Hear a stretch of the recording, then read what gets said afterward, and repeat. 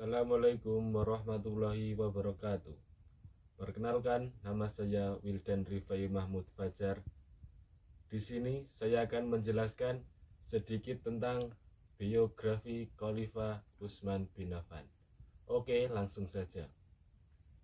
Beliau bernama Utsman bin Affan bin Abdul As bin Umayyah bin Abdusam bin Abdul Manaf bin Qusay bin Kilab.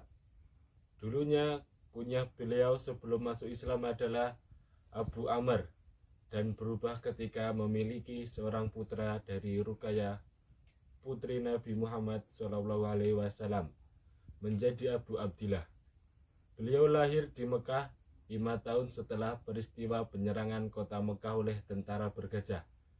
Secara umur, beliau lebih muda 5 tahun dibandingkan Nabi Muhammad SAW.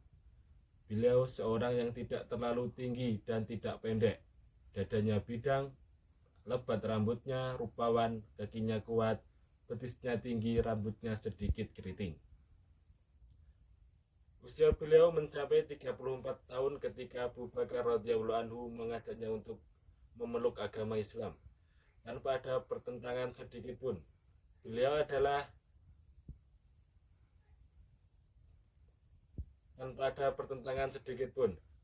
dengan teguh menerima Islam sebagai agamanya. Abu Ishaq rahimahullah mengatakan, orang yang pertama masuk Islam setelah Abu Bakar radhiyallahu anhu adalah Ali Zaid bin Harisah dan Utsman radhiyallahu anhum.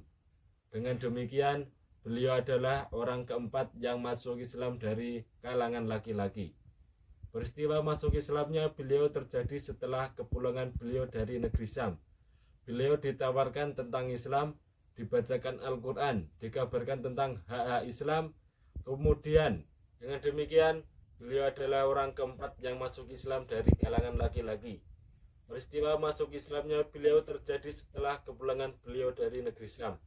Beliau ditawarkan tentang Islam, dibacakan Al-Quran, dikabarkan tentang hak-hak Islam, kemuliaan agama Islam, dan sebagainya.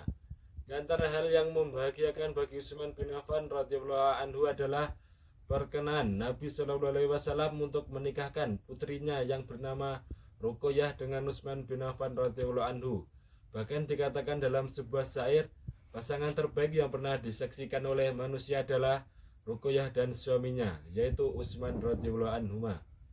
Ketika Nabi Muhammad SAW meninggal pada 632, Abu Bakar menjadi khalifah yang memimpin umat Islam. Sedangkan Utsman bin Affan bersama dengan sahabat lainnya menjadi penasihat utama dalam pemerintahan Abu Bakar. Setelah Abu Bakar wafat pada 634, Umar bin Khattab menggantikan kedudukannya hingga akhir hayatnya pada 644. Begitu Umar menjabat sebagai Khalifah Rasyidin kedua, Utsman tetap berada di Madinah menjalankan bisnisnya dan ikut andil dalam pemerintahan. Berbagai peristiwa dilaluinya hingga tiba waktu Umar bin Khattab meninggal karena dibunuh oleh Abu Lu'lu'ah.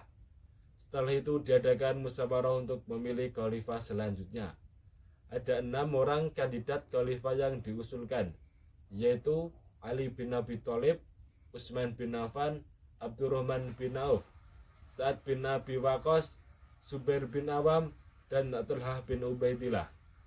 Namun Abdurrahman bin Auf, Sa'ad bin Abi Waqqas, Zubair bin Awam, dan Talhah bin Ubaidillah mengundurkan diri, hingga hanya Utsman dan Ali yang tersisa. Setelah dilakukan jajak pendapat, mayoritas masyarakat menginginkan Utsman menggantikan Umar sebagai khalifah ketiga. Maka pada bulan Muharram 23 Hijriah atau 644 Masehi, Utsman bin Affan menjadi khalifah pada usia 70 tahun.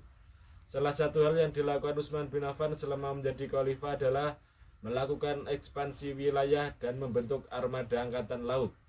Pemerintahnya berhasil menguasai Barkah, Tripoli Barat, bagian selatan negeri Nubah di Afrika, Armenia, Tabaristan, Abu Daria, negeri-negeri Balkah, Harah, Kabul, Hasnah di Turkistan di Asia, dan Ciprus di Eropa.